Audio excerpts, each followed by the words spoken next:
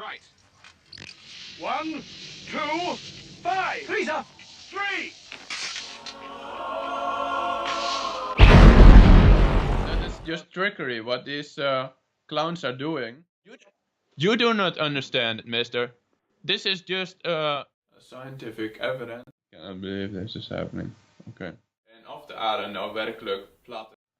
So yeah, Sorry, if you what? use the visual lens to trick people into believing that the horizon does not en toen hebben wij een video over hem gemaakt en dan hebben we hem ook nooit meer gezien. Als je nou met ons in dialoog gaat, dan kunnen wij wat leren misschien. Ze klappen naar hem vast als aan een teddybeer. He films with a fisheye lens. I just see right here that he uses a fisheye lens. Just go 5 seconds back and you see that already. I cannot believe this is happening. Okay. He uses a fisheye Okay. lens. Just go, Let's give this a back try. and you see that already. How's life? Yes, life is pretty good, eh? I'm retired, as you know, so can't complain. Yeah. I'm already enjoying you my do own not understand, semi-retirement. This is just Okay. I'm gonna turn Jouke off. I'll let him play in the back, and because even with a little noise, it's distracting. Yeah. So Having to look at him is distracting. bye, Jouke. We can watch him. So we are going to discuss our friend Jouke and the last interview you had with him. Yeah. Did you see he uploaded his own recording of it? Yeah, but I haven't watched it entirely because I thought it would be just a copy he got from you. But yeah, well, the nice part is he put his own videos in it, so that's good. Okay, so then I could have seen what the hell he's talking about. Yeah, it's basically his own video that he's rehashing again, and then, like I said, he does a mirror that was on Renty's site, I think. Yeah. Like the link I mentioned on the skyline of Chicago.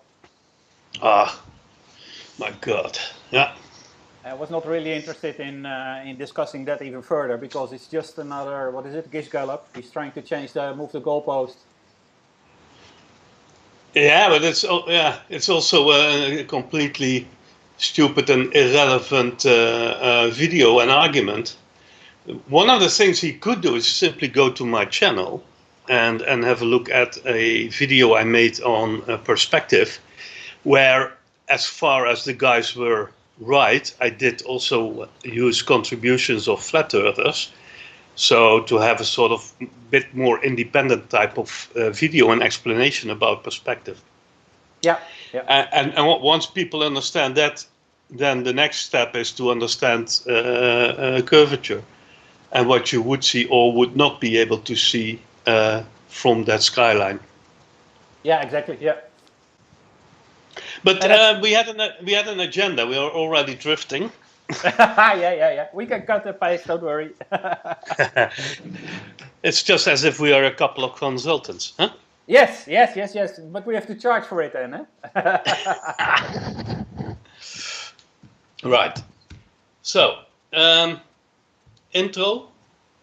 Yes. You start. I start. It says here you start. Oh, no, okay. you, I mean, and I would be you. So I start. Well, basically, the avatar of mine says enough.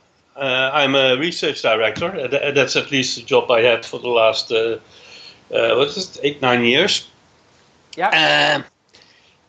And before that, actually, all the work I've done was always in telecommunication and especially the protection of the people using the telecommunications. So for the military, for our government, for the embassies, later for the captains of industry. And then after I've had done that like 15 years, I stepped over to the consumer part within the company called Philips and started to work on a protection system for satellite television. And that part was sold when it was making a lot of money. And when I came to that group, including the whole business, I found out that they were not that very innovative, and we had some discussions, and then they said, okay, if you can make up a plan for a research department, go ahead. And I did, and it was approved, and I have set up a research team in the high-tech campus in Eindhoven, the smartest square kilometer in the world. Yes. That was a point I was just thinking about, you know. We talked about that earlier, about, what is it? The positioning of satellite dishes. Mm-hmm. That's, of course, again, a great example of whether or not there are satellites. Yeah, what you can very clearly see is the more you go south in the direction of the equator, the more the dishes have to be pointed upward. Straight up, yeah, here, yeah. Up to a point where they're almost straight up. Yeah. But otherwise, if there are no satellites, then we made millions with stuff that doesn't exist. Yeah. Well, you know, flat earthers are gonna claim that you're bouncing them off the, what is it? The dome. Okay. No. Now, well, that doesn't really work because the dome is not that high. So then the signal would be back much sooner than it does via satellite. So that's very easy to check. Yeah, definitely, yeah. So that was my intro. Yes, okay. My intro, well, it's basically the same. I live in Indonesia for about 20 years, 20 plus years now. I stopped counting at 15. Did most of my work in auditing first in the forestry sector, then also moved on to the oil palm sector. Now getting into training of new auditors and working with a team to try to safeguard the competence of auditors. So we see quite a lot of people that get a lovely certificate, and so they're basically qualified to do the work, but you see that very few are actually competent to do this, with a lot of problems of even doing adequate sampling size. I spoke with a professor here at the local university, and they were saying, what should we train these people? And I said, well, not even the basic elements of stratified sampling they know. And the guy, his mouth literally fell open. He was like, they don't understand that. And it's so simple, you know, once you explain this, you split up a community in male versus female, young versus old, and based on that you do your sampling. It's not that difficult, but they completely don't understand that, auditors here. And do they also don't understand statistics in general?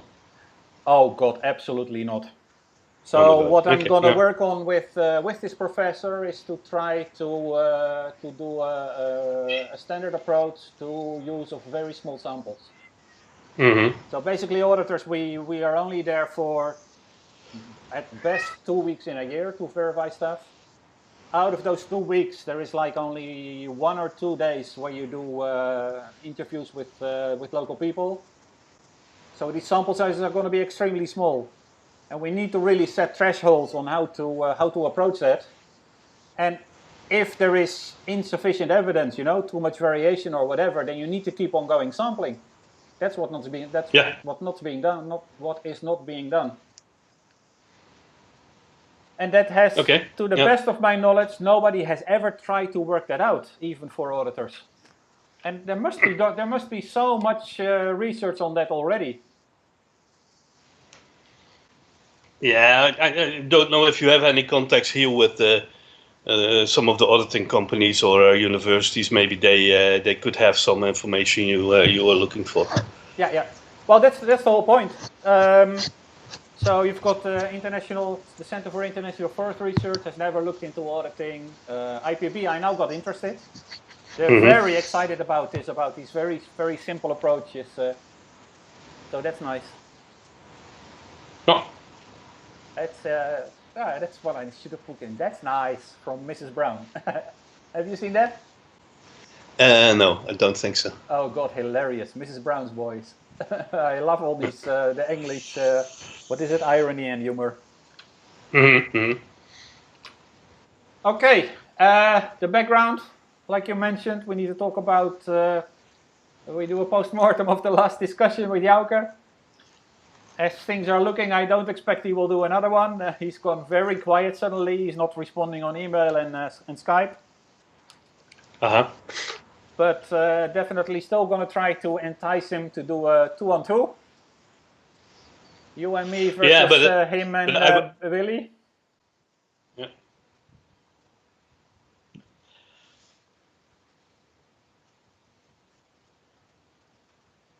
And then, shall we move on to his method? Yeah, we could. Yeah. Okay. One of the things I would like to state, and that was quite strange, is the intro he gave on how he became a flat earther. Oh yes, yeah. Yeah, we had that, and what amazed me is that I'm not sure, but he's probably at least 25 years old, maybe a bit older, and he then claimed that in 2016 he became interested in the flat Earth. And he was studying the topic of geocentrism. And then I think by myself, what the hell? You are that age, you are walking around in this world, and then you suddenly think there's something wrong. And the 2 points he somehow then mentions that convinced him was that the Earth should be stationary. Yeah. Where the only thing he has for that is that he doesn't feel movement. Well, that's good, because you shouldn't. It would be terrible if he would feel movement on a moving Earth. And then he does. Then he discovered lice, and he starts with NASA. And I think it's so silly. Yeah? And he starts already gish galloping, because then he starts also about what then the motive would be for the globe, and apparently there is something like scientism, which is of course a non-existing thing. Yeah, lovely. And they want, and they want to have God out of the picture. But I think let's go back first to when people realized it was a globe. Yeah. 500, 600, maybe 700 years before Christ. Yeah. There was no God from the Bible that they needed to get out of the picture. It was not even an issue. No, so, I think none of these religions at the time really made an issue out of it. No, indeed. And as far as I know, that maybe the Egyptians have thought the Earth was flat, they at least understood that the sun was going below, then came up, and then below again. Yeah. Something they probably noticed, because when you're near the equator in the south of your country, you can actually see the way the shades are, that it's not a sun hovering above a plane, but it's actually coming somewhere from below and then going up all around, giving no shade, let's say during the equinox, and then going down on the other side, and that the shades all are in one single line during such a day. Yeah. And anybody understanding a little bit or being able to play around with a torch at night and a stick in the ground could simulate and figure out, okay, if I want to see the shade of my stick with this torch act this way or that way, then I need to move my torch like this. And so they could deduct, very simple, that the sun was not hovering above, but just going around. Yeah. And for me, that is then immediately the thing that came out each time, is that he hasn't done any investigation himself, not even the most simple experiment. You have pointed out to him, for instance, to go out and look at ISS that was hovering above. Yeah, I don't think he did that. No, sure, of course he didn't. He also, because I pointed that out earlier last year at it was, I think, this 20th of September, but now we have had the 20th of March. There was an equinox again. That is, for instance, a nice moment that you can go out. Everybody can go out with a compass and see where the sun rises and where the sun sets. And the strange thing is, on the entire Earth, it is exactly in the east that day, and it sets exactly in the west. Everybody can check that. You don't need any special tools. You only need a compass, and you would have had at least something to think about. He doesn't do that as well. Yeah. So He's probably has been flying he must have been flying because he was in the Philippines. He's now back in the Netherlands. He should have noticed that when he was on the runway, the horizon looking out of the window was probably at the wingtip or maybe a little bit above the wingtip, and that when he was in the air, that at that moment the horizon would be below the wingtip, so the horizon would have dropped. Yes, He also could download a simple a tool on his phone. Many people use that at the moment. It's a sort of virtual theodolite, and then you can, on any height, just see with your mobile where the horizon is, and then see whether it dropped or not. So there's a whole scale of very simple tests Jouke could do. He promised that 2 years ago when he started with his channel. Yeah, that's the one I forgot to add. Yeah. So far, he hasn't done shit. The only thing he does is come up also with old videos of people that have been debunked over and over again. So he's not even up to par or on the level at the moment of where the discussions go. Yeah. It was a funny, I think Red's Rhetoric and a few guys did this, using their handphones, even a very simple test you can do by turning your handphone, right? Yeah. And it will always pop down again your screen. It will always find where gravity points. Yeah. So things like that. That was basically my whole point to him. I mean, I got into the flat Earth business basically 2 days before I made my first remark on his website. Somebody sent a link to that, and I read it, and I was like, man, you're using the wrong tools to try to prove what you're trying to prove. And then he got so upset he started responding to it, and that was basically where I started. Yeah. And, now I've given a lot of comments, so I was blocked immediately because they thought I was not too nice to them. But they made a video on that in Dutch, and then I could show them all the comments I had given, and that they had already blocked me before I, for the first time, even cursed to them. Yeah. So, and the biggest fun part was that while I was making that video, his brother-in-arms, Willy Broders, sent another comment, and which wasn't that nice. So, the ones trolling and being impolite was more Jouke and his friend than I was, I guess. Yeah, well, it's a silly point. I mean, they're putting all these ridiculous videos online. People get upset about it, and they try to discuss with them, and they literally reject everything you say. You immediately. Yeah. This was hilarious. Also in the discussion, as soon as there's something he doesn't understand or doesn't believe, then he calls it occult. Yeah. That was one point in there. I was like, "What are you saying? Just because you don't understand it, you call it occult?" Yeah, apparently everything in the world is occult. Yeah. And then when his friend Willy Broders became ill, the first thing they do is go to scientists or doctors in the hospital and to get him fixed. Yeah? Yes, yeah. So definitely depending on science, but yeah, that's a bit hypocrite, isn't it? I think it is. Yes, absolutely. So what was the intro he did? Yeah, more or less. Yeah. What was the next thing you wanted to discuss? Because you have prepared some clips you want to add to the video later on. I had this lovely 2 points basically where he tries to fill the discussion. Maybe good to just point out quickly to the Black Israelites. Have you seen that one? Yeah, I didn't really go into that because I thought it looked a little bit too racist to me, and I don't want to go in that route.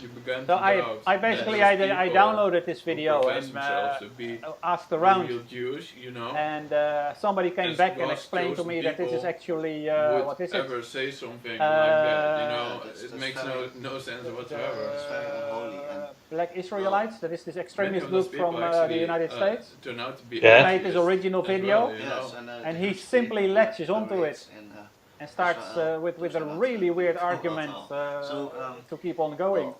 Yeah, and that Yeah. basically. But my point was But- in this one that I wanted to show interest, and quickly that's is how you started you see out the with fundamental difference between research, the guy on on the this what is topic. that? And right on the left, now in is this that? Yeah, video, on the we left. will take Mhm. You know, acting Ricardo. naturally, moving around a bit, thinking about his answers. And Jouke sitting there like stiff as a Let's just go to one of as the a stiff. first ones. Mhm. And this actually you know, this deals is with what we saw the when I was in transatlantic slave what is trade it and in Deuteronomy church. They were 28, training so people, maybe you know, can to tell keep the eye on the viewers something camera, about that. keep eye at your what is it, your viewers. Whenever you get angry, you put on a glimlach, a grinch. And we see that also later on in some of his videos, you know. As soon as he gets uncomfortable, he starts some kind of a fake smile. Yes.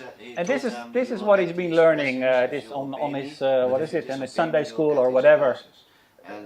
And I did the same thing with my son. My son was asking about it, and I told him, and I mimicked this, and I said, you know, what we learned before. If you want to really attract, you start lowering your voice a little bit, and you speak a bit slower, and you don't lose sight of the camera. You know, you keep looking into it because that creates a kind of what is it, confidence. And he was laughing his ass off. He's like 12 years old, but he immediately got what I meant. It was so funny. Observe to do all his commandments. True. His statutes. But that's why I command quickly thee wanted this to day. touch upon this. All these curses shall come Yeah. upon thee. One of his and other ones, overtake thee. I'll show you now. Cursed Great shalt thou excuse he be has for in the any city. photo, right? He films with a fisheye lens. This is So immediately use starts a fisheye lens fish islands, to fish trick islands, people fish into islands. believing He that literally the- also put this in the that the video that he horizon uploaded. does not. Yeah, was that the one So- with the horizon? I Yes, just yeah. see right here. Or the that he horizon, uses a sorry. fisheye lens. Just I go got 5 these, seconds back and what you is see it? that already.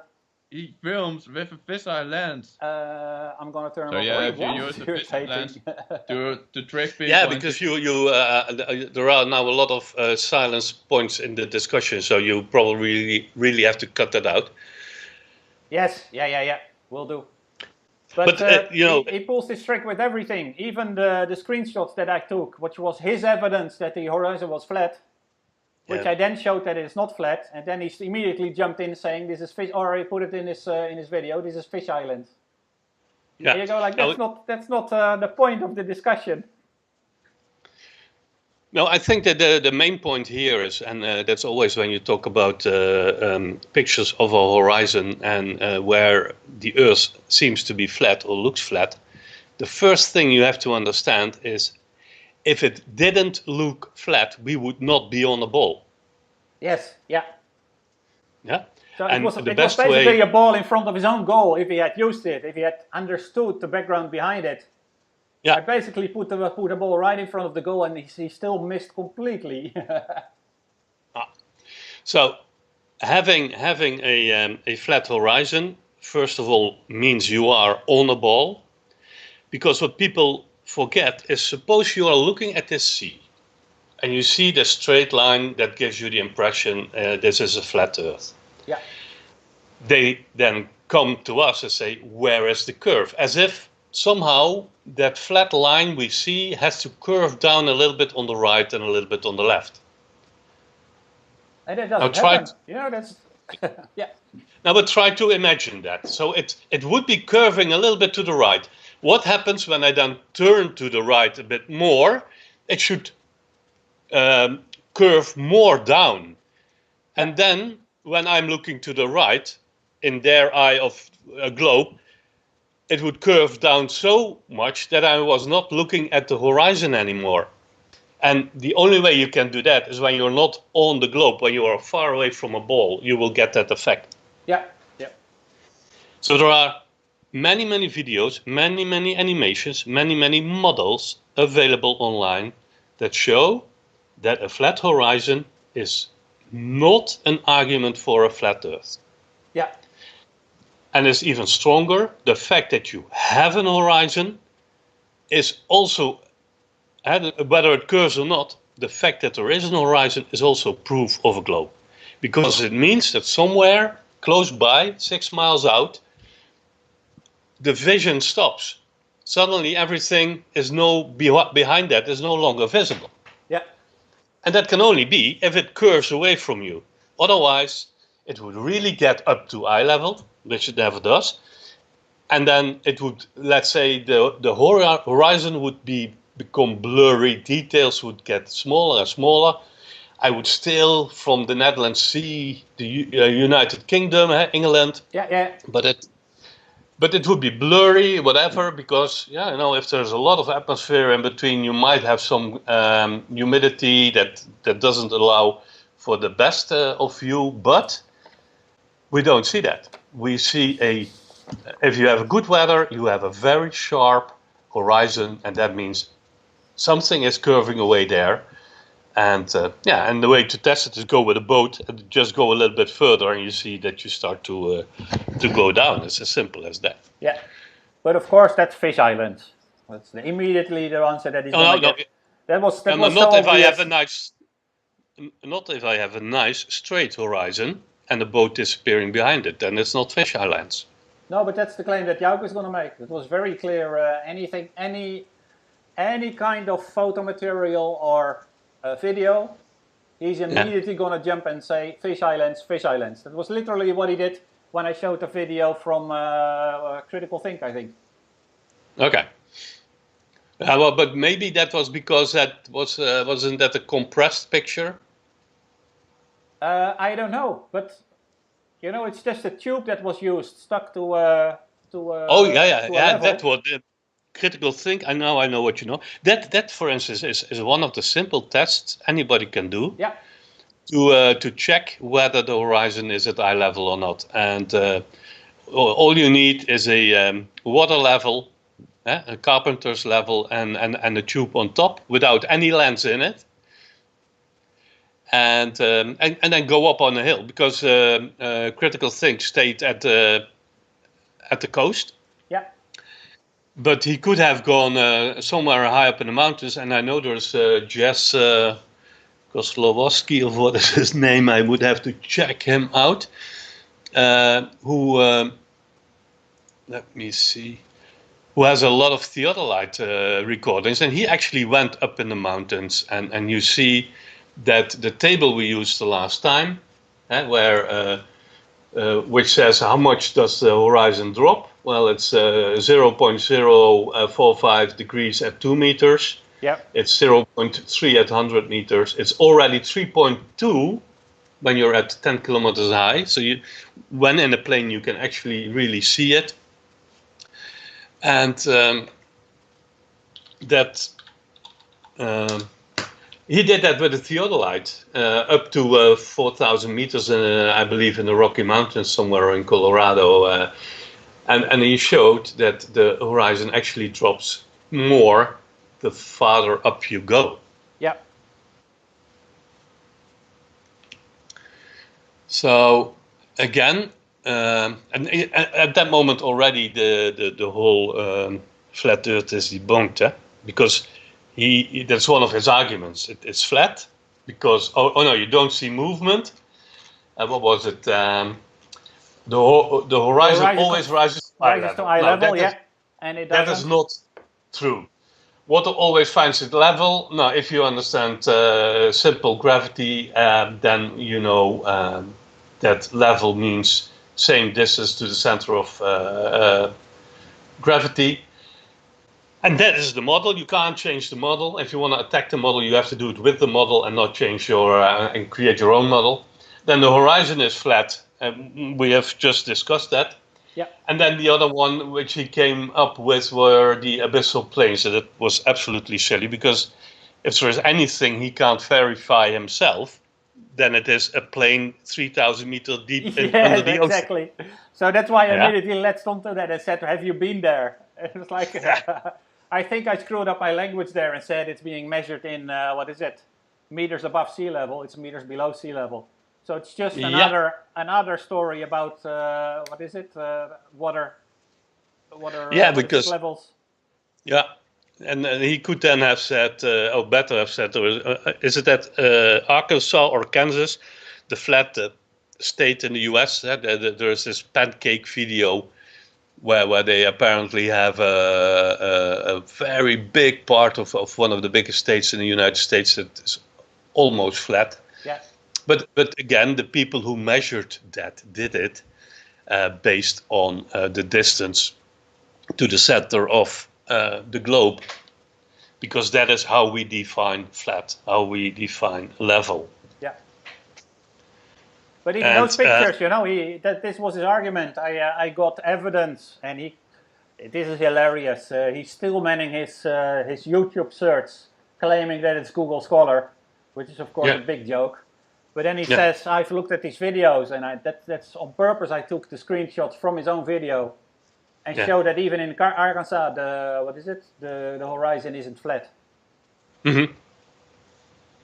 And he didn't have any answers for that one. It was like immediately trying to change the topic, huh?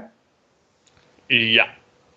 What I think people should do if they want to debunk the globe is first show that they at least understand the model. Yeah.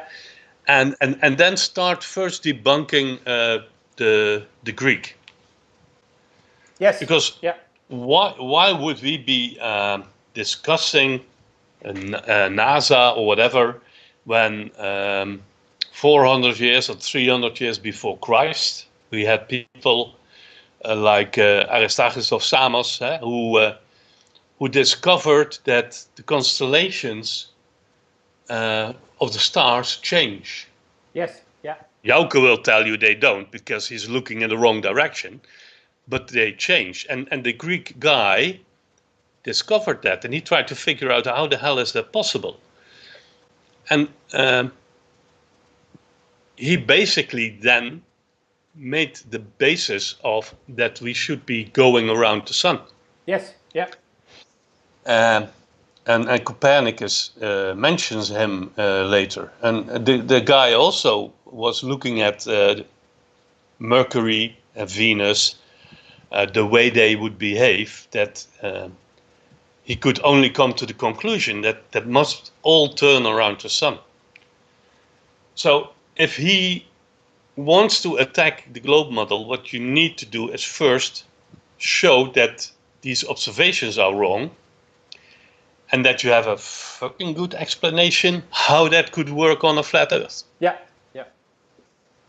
And the first thing he should do is show that the moon is getting smaller when it moves further away during the night. Which is what we don't see. But, yeah, we don't. But the sun is the problem. There is that all these idiots are overexposing the camera. And then it looks very big and bright, and then just before it sets, it suddenly gets small. You know?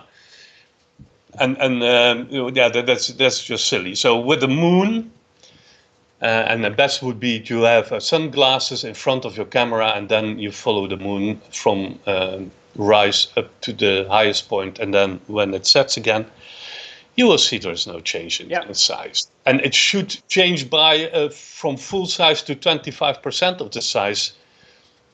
During one evening. So it is so simple. I've just been watching other discussions on YouTube, and they're all about whether satellite photographs are composites and whatever. And I think, come on, guys, that's not even the discussion. We're talking about the flat Earth versus a globe Earth.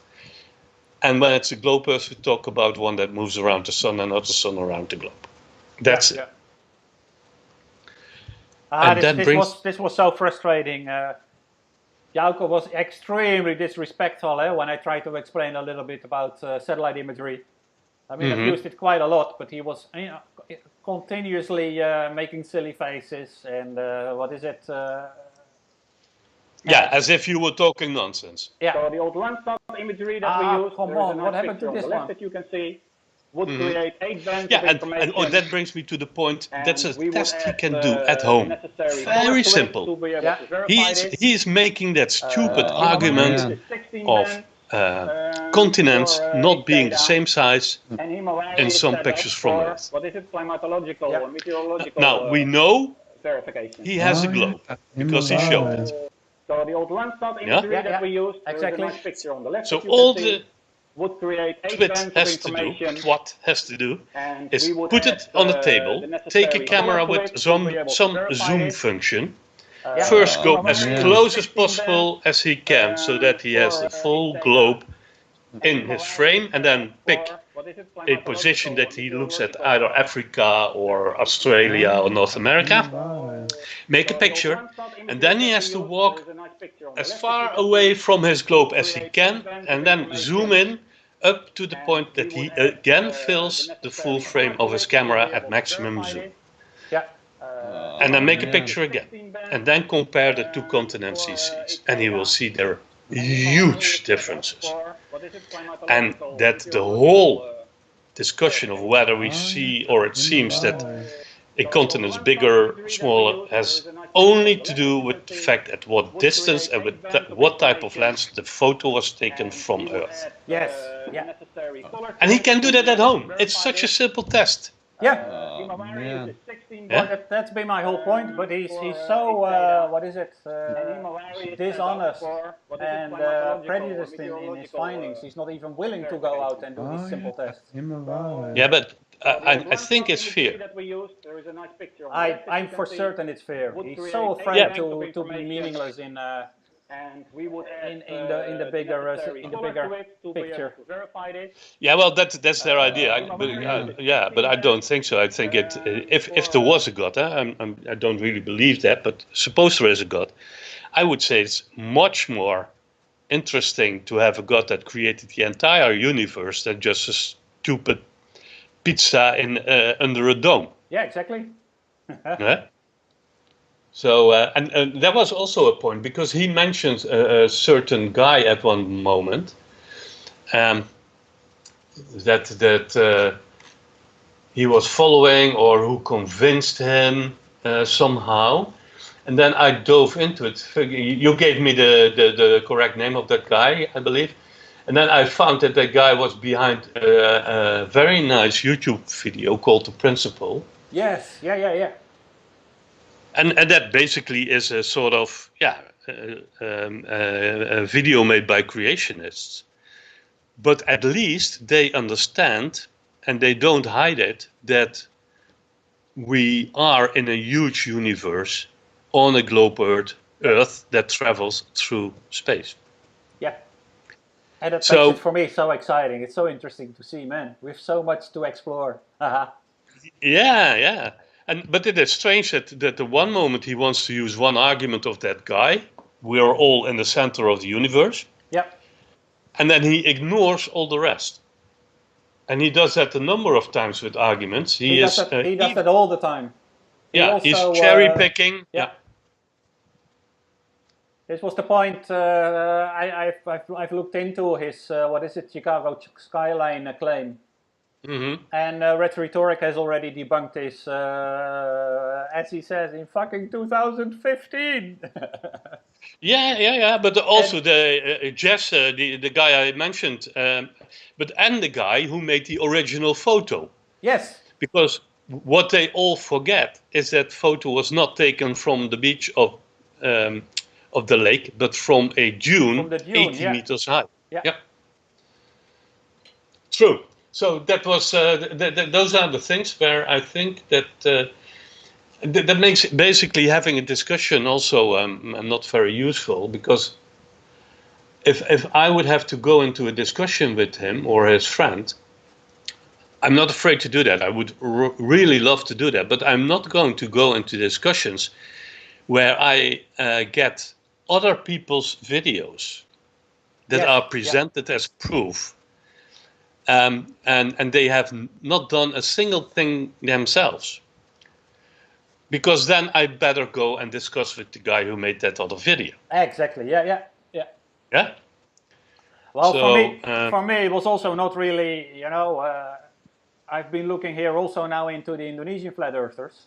You will not believe how many there are. But for me, Jouke is basically an easy chew toy to be able to, to get a bit experience with how to do this and what kind of arguments to have and how they try to move the goalpost, etc. So I mean, he was Exactly, a very easy target, and he was replying to me. So let's go, let's do this, let's figure this out. Yeah. Yeah. So, And again, maybe good also. I'll keep switching a bit between topics. So his argument is that I set the agenda, and that he cannot recall that we agreed on first-hand evidence. Okay, yeah, but what's that's the point obvious. with You, the you showed the satellites? What is email, point with this and so-called Exactly. it is By exactly the way, as what you said. it wasn't true. I sent him a nice email, and I proposed this. What is it? This agenda. What was not true? What I said? And then he immediately Well, you basically agreed with that. suggested that the Southern Cross, that we I can, picked the wrong one. that we are able to see it. That is the question. Yeah, this is Where is the evidence that the Earth is not flat and So he's trying to change the that it has any goalpost to curvature? Where what is is it? it? Agreed on 4.8. Start an argument I about the have covered curve. my 4 points now. When we had clearly determined Okay, and what's he the point agreed with with the it, the satellites? topic of What the is the discussion point and with the 4 this points each. so-called South Pole? It's of course ridiculous that he tries to do this. This is nonsense. Right, and at that point, but we basically already discussed it now that Yeah. the horizon drops. You have a horizon, which is proof of, and here indeed you show the email, or you're going to show the email because you have some delay. Yes. Yeah. Where you clearly made agreements with him on what the discussion was going to be about. Yeah. And he keeps doing this. You know, he'll sit there, and as soon as there's any evidence that he isn't right, he immediately tries to change the discussion, move the goalposts, try to have an argument about the curvature, which we never agreed upon. True. So that's pretty cool. Well, the curvature is quite simple. If he wants to hear that, the only thing I can say is go out and make a picture of a boat or follow a boat that goes away from you, and you have your curvature. Yes, it's one of the. And I have 3 videos completely filled with compilations of boats going over the curve. So I challenge him to debunk that, because whatever other point they can come up with, which they call refraction, I already made a video on that as well, showing that if the Earth was flat, there would be no refraction, and nothing can go behind the so-called curve. Yes, yeah, definitely. There was one thing that I remember that. That is a thing where I thought you interrupted him a little bit too rude. He has this thing because he's influenced by Rory Cooper, my perspective. Yes, yeah. And he has seen this video of where Rory tries to explain that because the Earth is not only turning, but also at the same time moves around the sun, and doing that at 100,000 kilometers per hour. Yeah. That during the recording of a star trail in 3 hours' time, we would have moved like 300,000 kilometers. And that would be perpendicular to Polaris. So, yes, that happens. Now the question is that something we should see? Now, my perspective has fooled Jouke to think that he now should see the circles we see as star trails, that they should be more spirals. Because we move compared to Polaris. Now, the thing he doesn't realize is that if we move 300,000 kilometers in 3 hours' time, that is approximately a third, I believe, I do it from my head now, by heart. That's a third of the diameter of the sun. But Polaris is estimated to be 40 times bigger than the sun.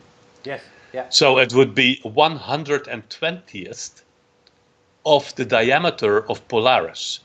So if there would be any spiraling seen, it would be so much as 120th of the diameter of Polaris, which is just a dot far away. Yeah. So yes, he might have a point, but what he forgets is what it means at that distance. And therefore, yes, we move, but you can't see it. And it will take a month or even more to be able to see a small deviation. And during a whole year, astronomers can actually calculate this parallax to Polaris, and therefore we know how far it is away. Yes, yep. And again, I simply use Stellarium to show that over the course of a year you see a small wobble of Polaris. Yeah, but you did go in very hard, and he was still trying to explain. That is the only thing I wanted to say that's true, in favor of Jouke. Yeah. The point is, when we are rotating once a day around our own axis, you cannot put on a camera that 10 trails, the 3-month period star trails. No, of course not. That's you only have impossible. You cannot see that. You can only see it by the changing of the zodiac. Yeah. And that's what he's not willing to admit. He's just looking at Polaris and saying, see, it doesn't change. Whereas if you look south and you see the zodiac changing, that's a clear evidence of looking different away from different points through the galaxy. Yeah, and then we were back with to Aristarchus of Samos, who already 300, 400 years before Christ discovered that. Yes, yeah. So, anything else? He immediately gallops. We can talk for another hour if you want to, but let's move on. No, I will have to make dinner.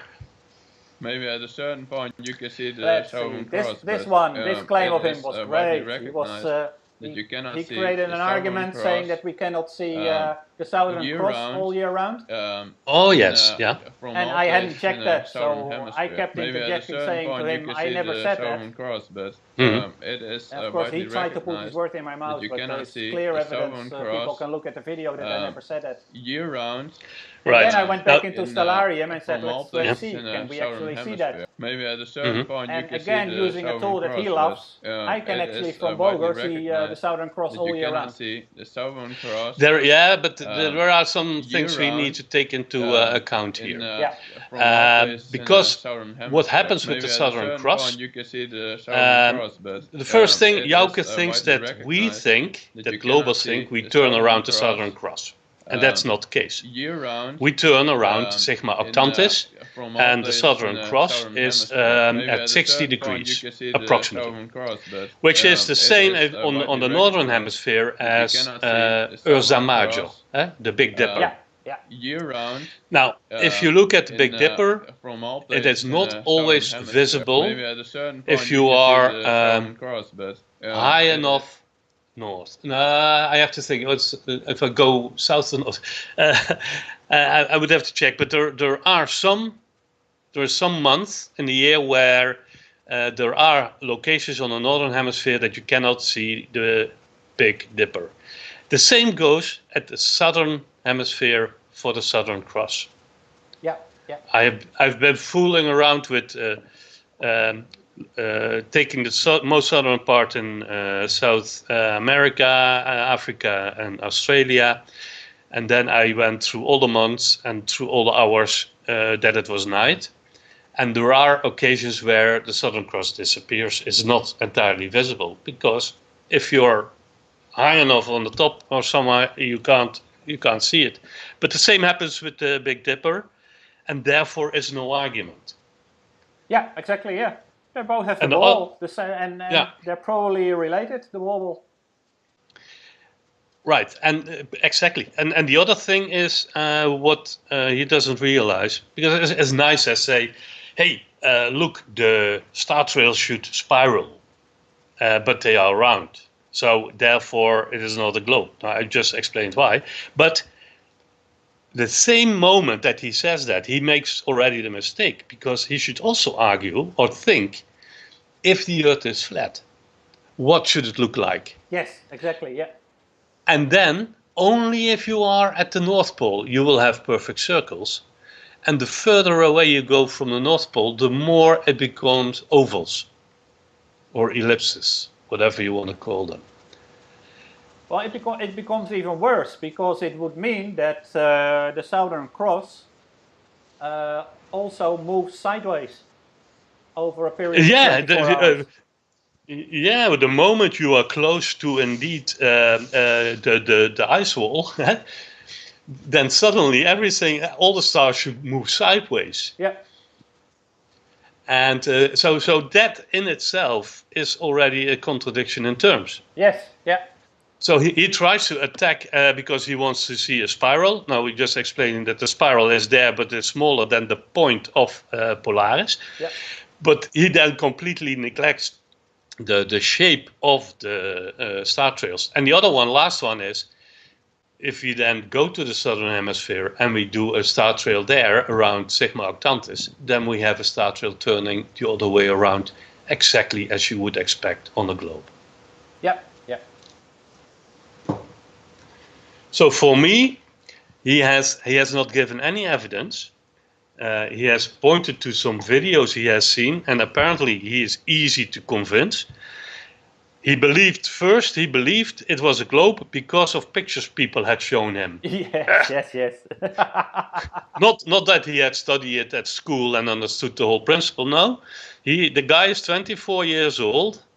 He's probably done some University of Twente stuff, and he believed the Earth was a globe because of pictures they showed, and then suddenly he was going to investigate geocentrism, and then NASA was fraud, and he was suddenly flat earther. Now, Yes. Yeah. I can't make head or tail on such a story. It's very, very stupid in my humble opinion. Well, that's something we can ask him about if we ever do this joint. If he agrees to it. Oh yeah. So come explain this, Jouke. How does that work? Well, first do a simple test yourself so that we at least can discuss the test you did and whether he set up the test correctly and whether he interprets the outcome of the test correctly, and see if he can do one single test himself. Yes, yeah. That was actually the point that I was trying to make with him with the stupid water bottle, actually. Yeah, well, I found it's like it very 10 nice. minutes of work, start that off. And immediately one of the globe earthers left a message and said, hey, you didn't get it quite correct. And it was fun to actually do the discussion. This was so much fun again. I was looking through these videos and you go like, huh? How does that work? And then you really need to go back into all the physics and things and see where they actually pull the bait and switch. Mm-hmm. Because in every video that he shows there is a bait and switch. It's unbelievable. But at first, you know, when you don't know you don't have the knowledge anymore, the exact details of how it works, you've forgotten. At first you go like, huh? Why? What happened? What is this? What is wrong? And then you delve back into the details of it, and then you so quickly see where they pull the bait and switch. That is just sad. It's like so fake. Yeah, the one I also liked in your discussion with him that you asked him what is density. Yes. Hang on. It is density of the stuff. That's the circular reasoning. What's your definition of density? Is it starting from the start, or is it the product of he then tries to explain it, and the only thing he can say is density or something like that. And, how it is organized based upon the differences in density. So this was so weird. Here is where I did a bit of a screw up with the layout, and not different layers of different gases. And he literally doesn't want to admit that he doesn't understand it. And the only thing I can look into that. I can think about it. But you know, we see and that is happening. strange because the education I had is one of the things they teach us about density. Is they gave us a lot of pieces of materials and said, figure this out, go and measure, think about the test. So we would do things like a displacement of water so that you could define the volume of the object you were measuring, etc., etc., to figure out what density was. And then once you have that and you understand gravity, then you can start talking about buoyancy. Huh? Yeah. And the fact that he can't even explain what density is yeah, you had him there. It was good. And I think that if people want to make a point of saying gravity doesn't exist because it is buoyancy and density, and you can't even explain what density really is, then you already, you lost it as far as I'm concerned. Yes, yeah. I think I'm still trying to get to, understand what they actually mean. What's their problem with gravity? There is a downward force. What do you want to call it? He cannot explain that. Then he wants to change it into something like density. Whereas in science, density is not a force. So you can have this huge argument, but trying to replace words with something else. But the whole theory stays the same. Yeah. No, I think the main problem they have with this is that for them it's they think that after the Big Bang and the way we think the universe was created, it was the gravitational forces that made the Earth get its shape, the Sun gets its shape, and the movement of all the planets around each other and around the Sun and moons around planets, etc. And the way the galaxies circle, that's all based on gravity.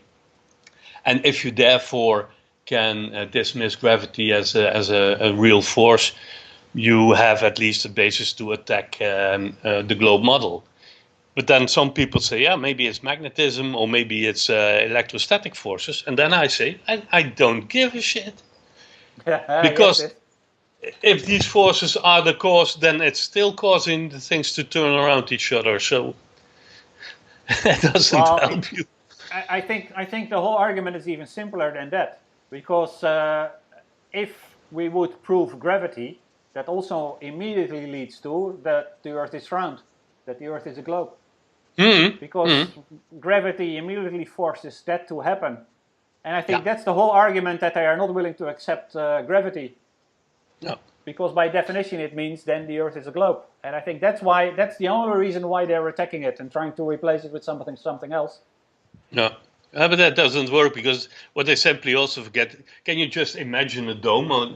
Do you have any ideas what kind of wheels are below it to make it turn around? Yes, yeah. I'm not even talking about that the whole construct would simply melt under its own weight. But I really would like to see how their God made this construction and what type of engine he uses to power the movement of the dome, and what type of wheels are there that can hold trillions and trillions of ton of weight. It's amazing, man. Yes, yeah. It's well, that's what my point was. I thought he would have at least some story about how the dome was made, what it was. But then he got into his molten glass, and that's only an analogy, and blah blah blah, and this and that. And I had a whole list ready. How does it work? How thick is it? What kind of mass does it have? How does it keep the water on top of it? He claims that there is water over it. Yeah. How strong does it need to be? Is there any kind of glass that can do that? But no. I gave up on that one. He couldn't even answer the basic questions on that. The biggest dome you can make out of glass is probably 20 or 30 meters, and that's it. Yeah. And then you can make a dome supported by steel and etc. And you can make 300 meters of dome, and then you are basically at the maximum we can do. But if it is molten glass, it is fluid. First of all, molten glass is molten glass is not translucent. It's orange. It has Yeah, it has the glow. And then it melts, so it would fall down. But on the other hand, it can't melt because there's water on top, so it can't be molten glass. So you get this discussion of stupid assumptions and models that can't even be close to reality. Yeah. And it becomes totally ridiculous. But I think we covered now most of it, haven't we? I think so, yeah. I think it's time for me to get a drink before I start making dinner. And then you have still some time to maybe edit